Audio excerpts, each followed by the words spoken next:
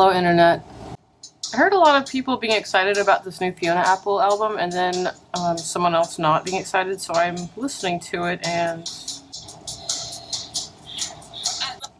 I don't know, it just sounds like some 1960s, like, poetry reading with someone hitting some kitchenware in the back, like some pots and pans. But I only listened to a couple songs, so maybe it'll end up being, like, really classic and awesome, like that last Gil Scott-Heron album.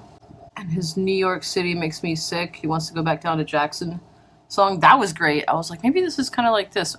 I'll have a second listen later. But now, so I'm going out on a quick errand. I just want to show you how I prepare. So, I got these handmade masks from Lila Cola Weeks in Albuquerque. Show me this really nice golden blue one too, which I might send to my mom because I have too many masks. Anyway, so I put this on, and then... So at first I was gonna go out with these sunglasses, which is just ridiculous, right? So then I was like, or I could just put on regular glasses and I could see and I don't look as scary.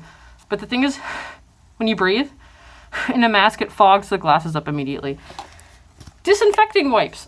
I take one wipe or two wipes and I put it in a baggie. What are you doing? Right, so you just bring one or two in a bag, and then if you touched a keypad or you touched something weird or a door handle or I don't know, just an accident, you have this and you can wipe off your hands or your steering wheel or whatever. All right, ready to go.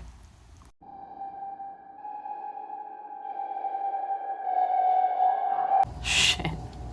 Weedfeeder from Dank Nugs, Florida. I'm a killer.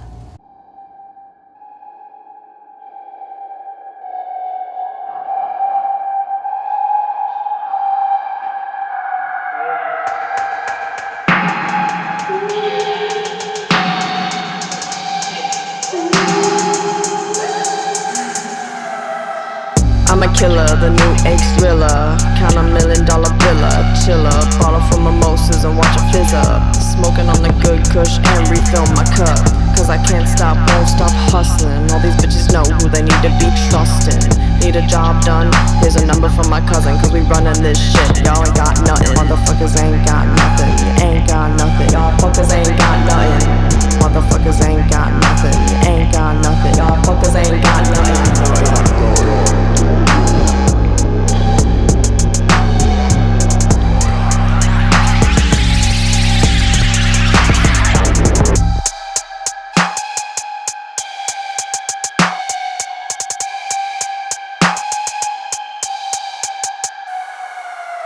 I'm a killer, the new egg thriller, count $1 million biller, chiller.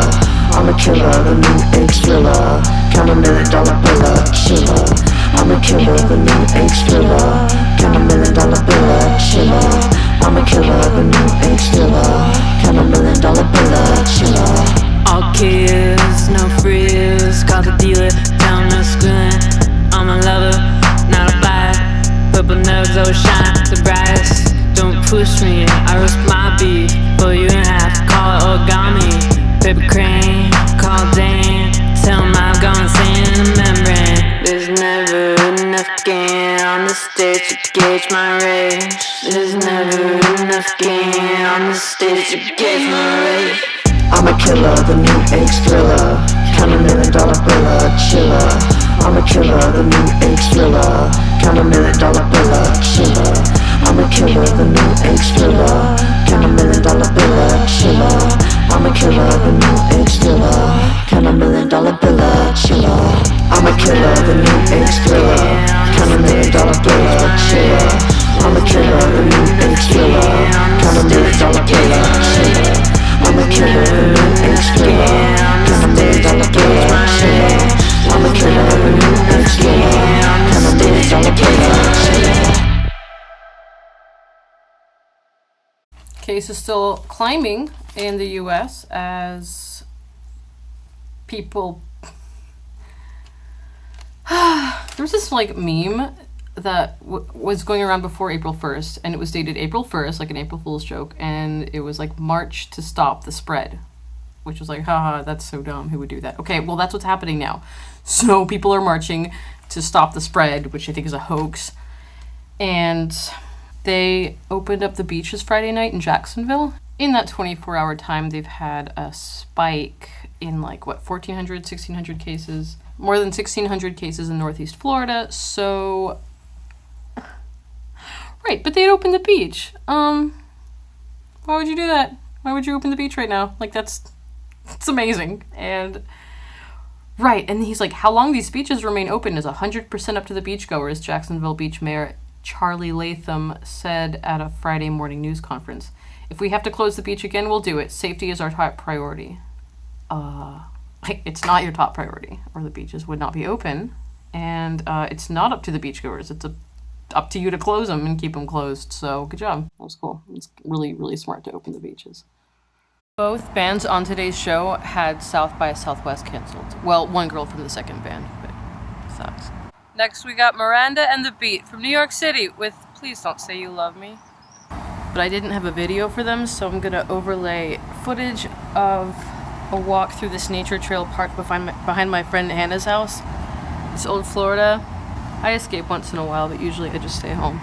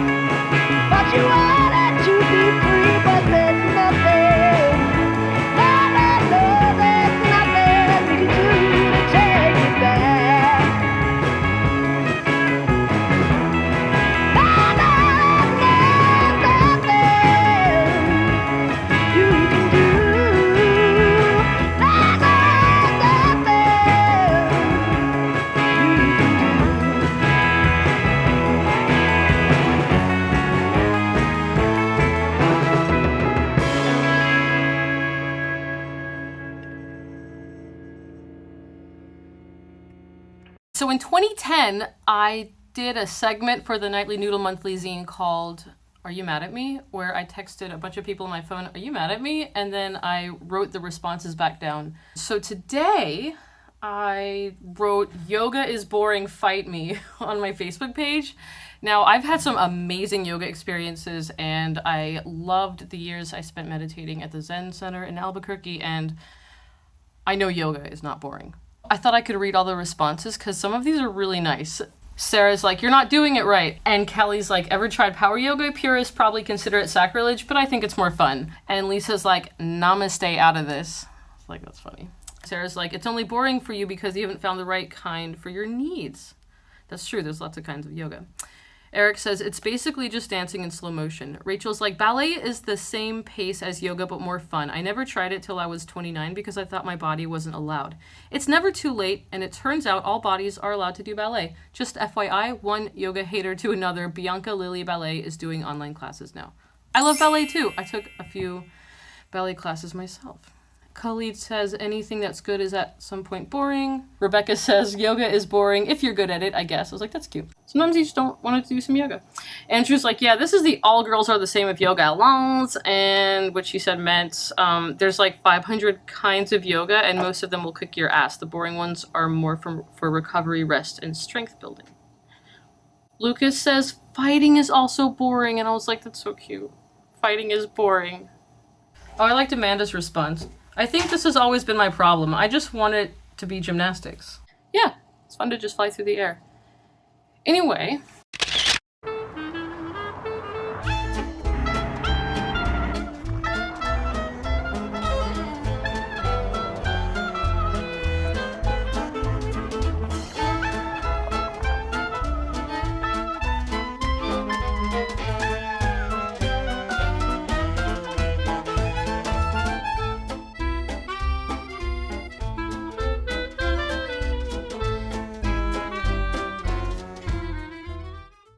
My next interview gives us a little context behind Trump's lunge to push this new untested drug for COVID-19.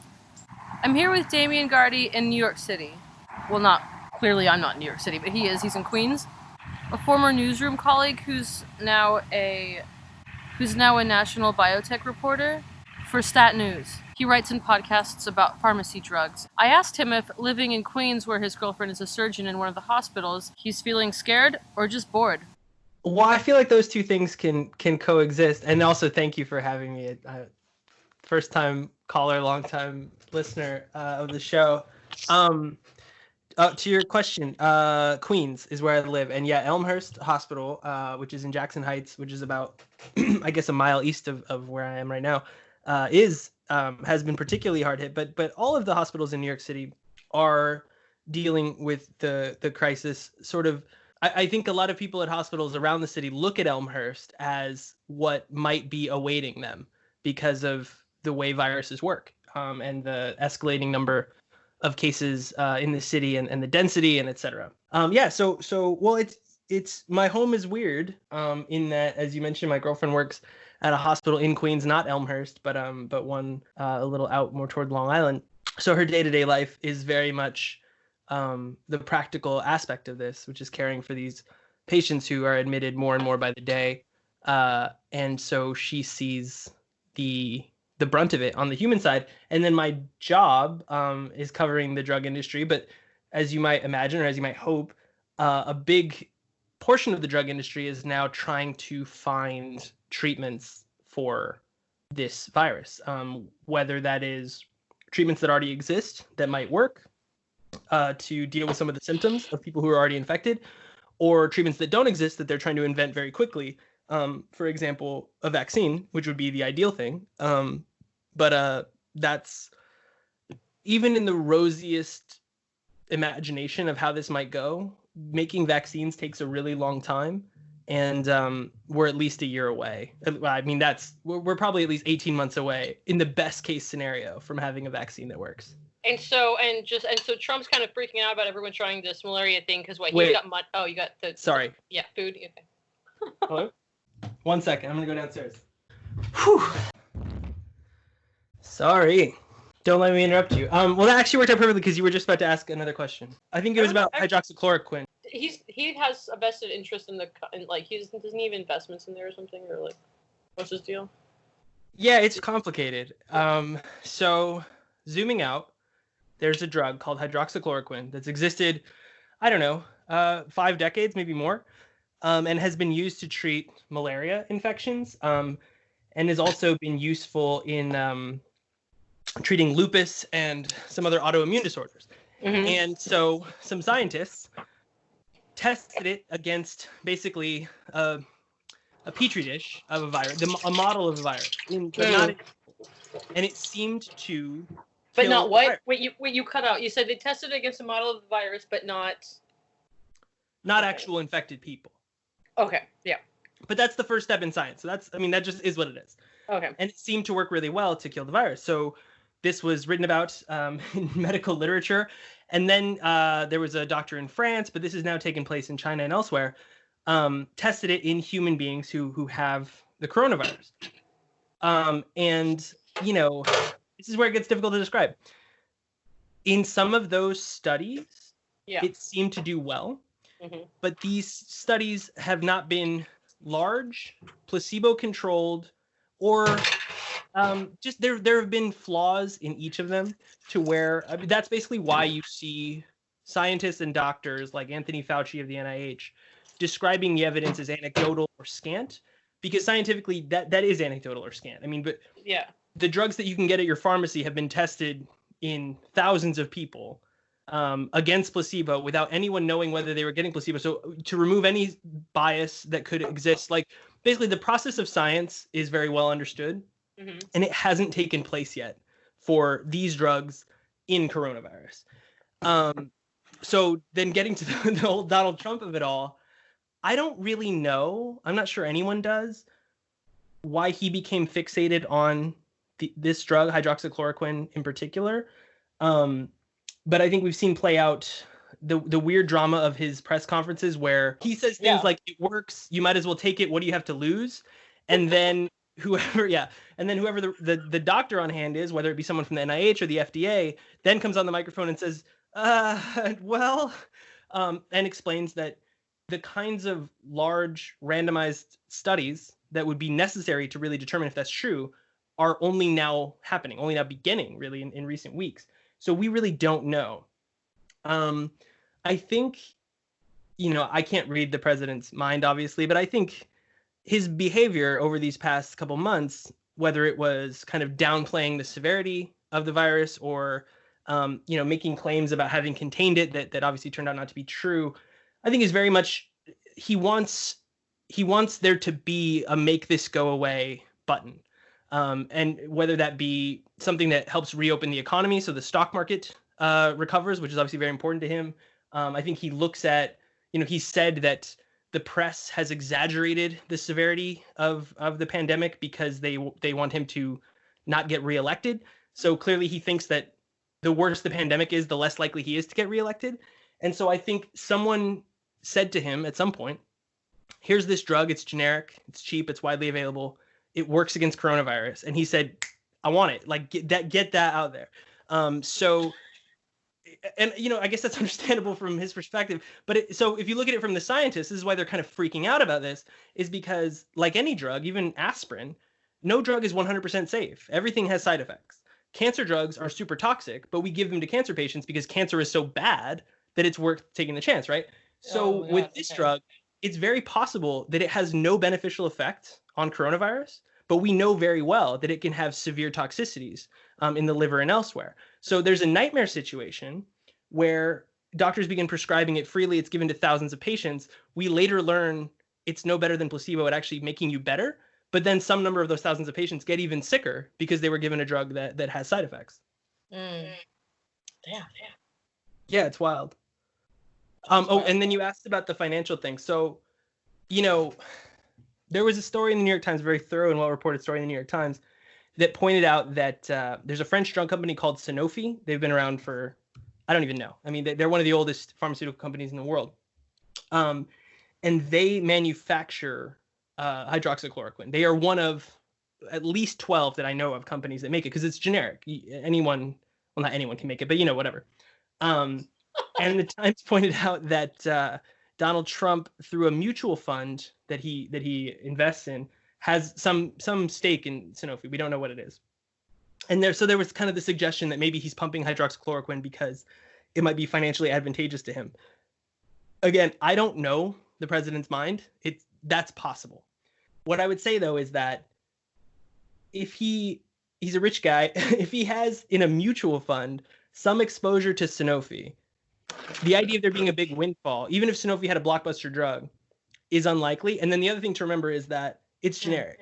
So even if it turns out hydroxychloroquine is a miracle cure, if I were an investor in Sanofi, I wouldn't expect that to do much for Sanofi's profits because there are scores of companies around the world that can make it. And if it works, even more companies will make it because the intellectual property has expired. If you and me had a drug company, we could start manufacturing it tomorrow. Well, effectively.